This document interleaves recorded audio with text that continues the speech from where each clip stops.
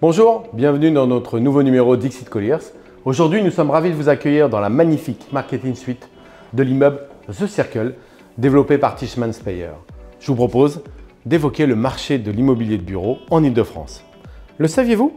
La demande placée continue de baisser, 9% sur un an, mais atteint tout de même un volume global de 1,3 million de mètres carrés. Les grandes transactions sont moins importantes, au nombre de 37, et couvrent 404 000 mètres carrés, soit un recul de 13% sur un an. Les volumes transactés dans Paris représentent 50% du total des commercialisations, mais fait nouveau, le QCA est un peu moins présent et les transactions s'enchaînent dans le sud et le nord de la capitale.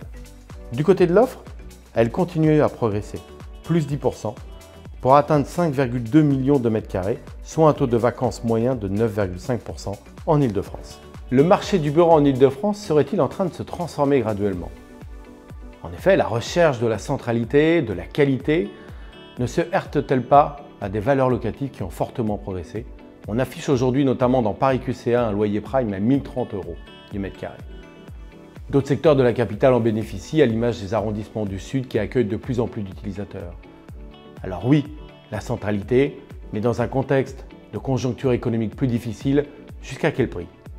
On essaiera de vous donner des éléments de réponse dans notre prochain Dixit, où on vous donne rendez-vous en 2025.